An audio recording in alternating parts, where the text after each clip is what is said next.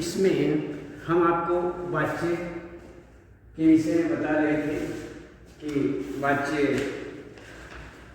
इसमें वाच्य क्या होता है, वाच्य किसे कहते हैं, अन्य वाच्य की प्रधानता, कर्तृवाच्य और प्रत्ययवाच्य, ये किस तरह से कर्तृवाच्य किसे कहते हैं, अकर्तृवाच्य किसे कहते हैं, वाच्य के कितने भेद होते हैं। तो इस प्रकार से यहाँ अप्रति कृति कर्तृवाच्य के विषय में कर्तृवाच्य किसे कहते हैं, उसकी क्या परिभाषा है, उदाहरण आदि, अकृतवाच्य किसे कहते हैं और अकृतवाच्य के जो भेद हैं वो कर्मवाच्य और भाववाच्य के विषय में भी आपको बताया कि कर्म और भाववाच्य जो हैं वह किस किस प्रकार से उनकी परिभाषाएं और उनके उदाहरण। अब कर्मवाच्य तथा भाववाच्य में विशेष रूप से हम देखते हैं कि किस प्रकार का अंतर विद्यमान रहता है। तो कर्मवाच्य तथा भाववाच्य के वाक्यों में गुणों के स्तर पर कोई अंतर नहीं होता है। गुणों के स्तर पर उनमें कोई अंतर नहीं मिलता है। दोनों ही अप्रत्ययवाच्य के उपभेद हैं। अप्रत्ययवाच्य जो हैं उनके दोनों ही उपभेद माने जाते हैं, उनमें कोई विशेष अंतर नहीं मिलता है। गुणों के आधार पर अंतर नहीं। अंतर केवल इस बात को लेकर होता है कि यदि अंतर यदि है तो इस बात को लेकर के होता है कि यदि अकृतवाच्य के वाक्य में सकर्मक क्रिया का प्रयोग हुआ है, यदि अकृतवाच्य के जो वाक्य हैं उनमें यदि सकर्मक क्रिया का प्रयोग हुआ है तो वह कर्मवाच्य का होगा, कर्मवाच्य का वाक्य होगा। सकर्मक क्रिया जिसमें प्रयोग की जाती है हुआ है, जिस वाक्य में अकृतवाच्य के जिस वाक्य में सकर्मक क्रिया का प्रयोग हुआ है तो वहाँ कर्मवाच्य होगा, और यदि अकर्मक क्रिया का प्रयोग हुआ है तो वहाँ भाववाच्य होगा। सीधा आपको ये ध्यान रखें। इस तरह हिंदी की वाक्य व्यवस्था को इस प्रकार से समझ सकते हैं, जैसे कर्तृवाच्य अकृतवाच्य,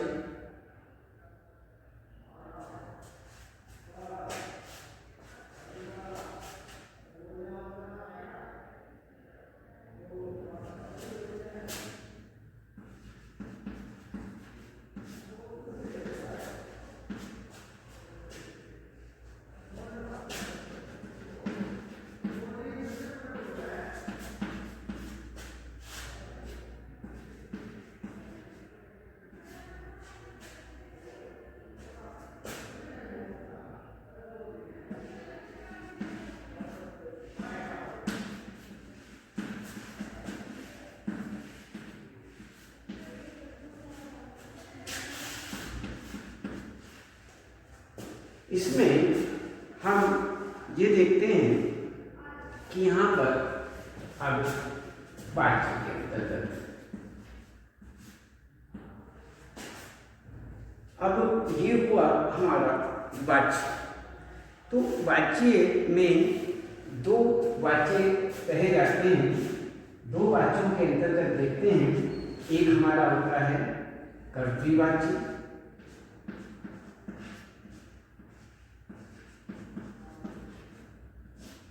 और दूसरा होता है अकृतवाच्य।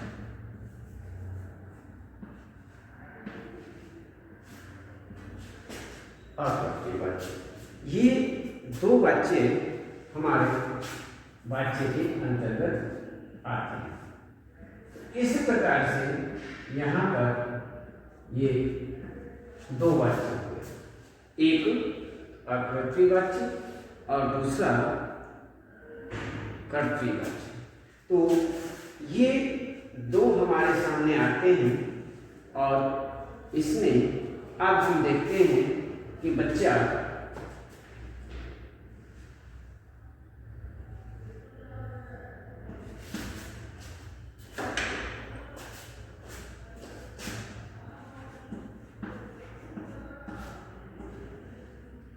किताब नहीं पढ़ता।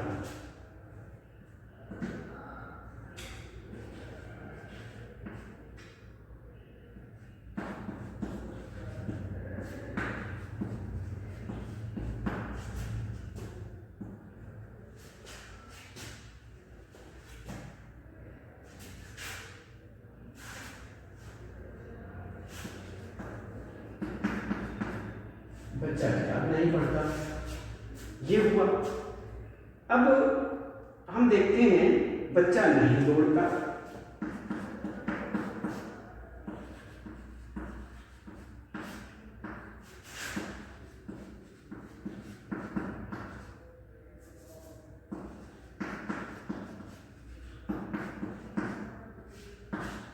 बच्चा नहीं दौड़ता, ये हुआ। तो इसमें ये एक वाक्य हमारे सामने ये है और दूसरा वाक्य हमारे सामने ये है। तो दो वाक्य हमारे सामने हुए, ये हमारे हुए कर्तृवाच्य। अकर्तृवाच्य में अब देखते हैं अकर्तृवाच्य जो है इसके अंतर्गत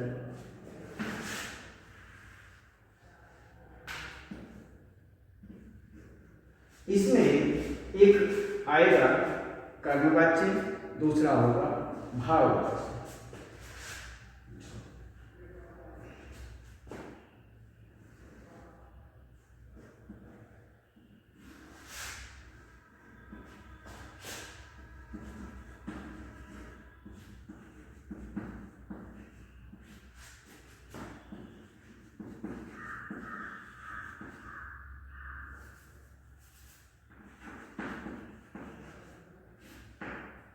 ये हमारे दो। तो इसमें बच्चे से किताब नहीं पढ़ी जाती।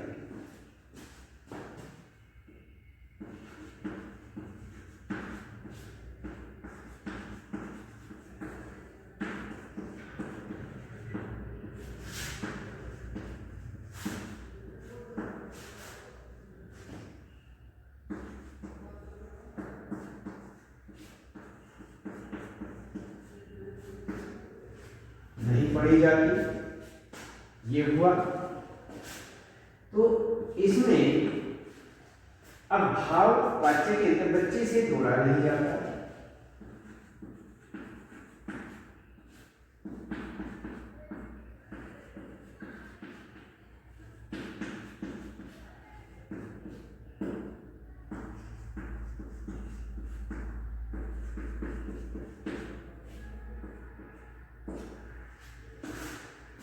अब हमें ये समझने की बात है कि क्या भाव दिए हुए हैं।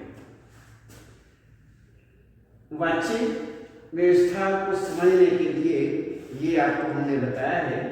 इसमें वाच्य मान लीजिए दो प्रकार के वाच्य हैं। एक कर्तृवाच्य है, एक हमारा कर्तृवाच्य है ये, और एक है अकर्तृवाच्य। इसमें बच्चा किताब नहीं पढ़ता, कर्तृवाच्य। बच्चा किताब नहीं पढ़ता। दूसरा, बच्चा नहीं दौड़ता। अब हम देखते हैं अकर्तृवाच्य जो है उसमें इन दोनों वाक्यों का क्या किस प्रकार से, जैसे अकर्तृवाच्य भी दो भेद होते हैं। अकर्तृवाच्य के प्रभेद दो, कर्मवाच्य और भाववाच्य। इस कर्मवाच्य और भाववाच्य के अंतर्गत हम यदि देखें तो इसमें अब एक कर्मवाच्य एक भाववाच्य। जैसे बच्चे से किताब नहीं पढ़ी जाती। ये कर्मवाच्य हुआ, नहीं पढ़ी जाती। बच्चे से किताब नहीं पढ़ी जाती, कर्मवाच्य। बच्चे से दौड़ा नहीं जाता, बच्चे से दौड़ा नहीं जाता, ये भाव है। तो इस प्रकार से यहां पर ये हुआ। तो यहां पर कर्तृवाच्य से अकर्तृवाच्य बनाने के भी कुछ नियम दिए जाते हैं। इन नियमों के अंतर्गत देखते हैं कि कर्तृवाच्य से अकर्तृवाच्य बनाने के इस प्रकार के कुछ नियम बताए गए हैं। वह किस प्रकार से, जैसे कर्ता के बाद के द्वारा या से परसंग जोड़ा जाता है। वाक्य के क्रिया पदबंध के मध्य में जा प्रत्यय जोड़ा जाता है, जा प्रत्यय जोड़ा जाता है। इसमें हम जा प्रत्यय जोड़ते हैं और क्रिया की धातु या मुख्य क्रिया भूतकालिक रूप में परिवर्तित की जाती है। इस कार्य के लिए मुख्य क्रिया या धातु में आ, ई, ए, ऐ, ए, प्रत्यय जोड़ दिए जाते हैं। आ, ई, ए, प्रत्यय जोड़ दिए जाते हैं। अकर्तृवाच्य में इस प्रकार ये हमारा बनाने के कुछ परिवर्तन के लिए निम्नलिखित परिवर्तन किए जाते हैं इस प्रकार से। और यदि अकर्तृवाच्य में बदलते समय प्रायः कथनात्मक या विधानवाचक जो वाक्य हैं, इन वाक्यों में के द्वारा तथा निषेधात्मक वाक्यों में से परसर लगाया जाता है। जैसे बच्चे फिल्म देख रहे थे और बच्चों के द्वारा फिल्म देखी जा रही थी। इसमें बच्चे फिल्म नहीं देख रहे थे, बच्चों से फिल्म नहीं देखी जा रही थी। तो इस प्रकार से एक हिंदी के अकर्तृवाच्य वाले निषेधात्मक वाक्य दो अर्थ देते हैं।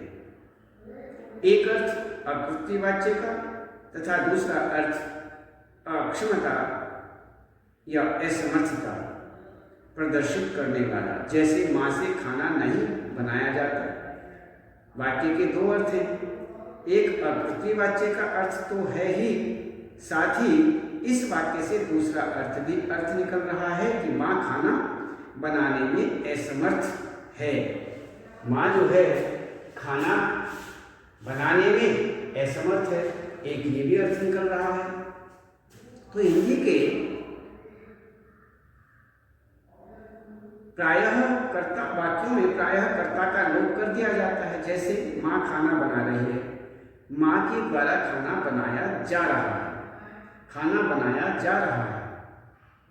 शर्मा जी फिल्म दिखा रहे हैं, शर्मा जी द्वारा फिल्म दिखाई जा रही है, फिल्म दिखाई जा रही है, ये हुआ। तो हिंदी के अकर्तृवाच्य के वाक्यों में व्युत्पन्न अकर्मक क्रिया का प्रयोग भी होता है। अकर्मक क्रिया वाले वाक्यों में तो हमेशा ही कर्ता का लोप रहता है। जैसे खाना बनाया जा रहा है, खाना बन रहा है, पेड़ काटा जा रहा है, पेड़ कट रहा है, मशीन चलाई जा रही है, मशीन चल रही है। तो यहाँ पर अकर्तृ से कर्तृवाच्य बनाते समय यदि वाक्य में कर्ता का लोप किया गया है तो एक कल्पित कर्ता को वाक्य में लगाएं। जैसे यहाँ सोया नहीं गया, यहाँ कोई नहीं सोया, ये कोई शब्द जो है ये कल्पित कर्ता है। इस कमरे में बैठा जाता है, इस कमरे में लोग बैठते हैं, तो लोग जो है वो कल्पित कर्ता। तो इस प्रकार से यहाँ पर ये लिखा जाता है, बताया जाता है। तो वाक्य के संबंध में बहुत सारी बातें हमें विशेष रूप से ध्यान रखनी पड़ती हैं। इसमें हम इन सभी बातों का विशेष रूप से हमें ध्यान रखना चाहिए। तो यहाँ पर हम सहज इनका विशेष रूप से ध्यान रखें। तो इसमें आप अब कर्तृवाच्य में कर्ता के कार्य को प्रधानता दी जाती है। इस प्रकार से अकर्तृवाच्य अर्थात कर्मवाच्य और भाववाच्य में कर्ता के कार्य को निरस्त किया जाता है। तो अकर्तृवाच्य वाक्य अर्थ ये बिल्कुल नहीं है कि कर्तृवाच्य के वाक्य क्रिया केवल कर्ता के लिंग वचन के अनुसार बदलेगी तथा कर्मवाच्य के वाक्यों में केवल कर्म के अनुसार ऐसा सोचना नहीं, ऐसा सोचना गलत है, क्योंकि न तो कर्तृवाच्य के हर वाक्य में क्रिया कर्ता के अनुसार बदलती है और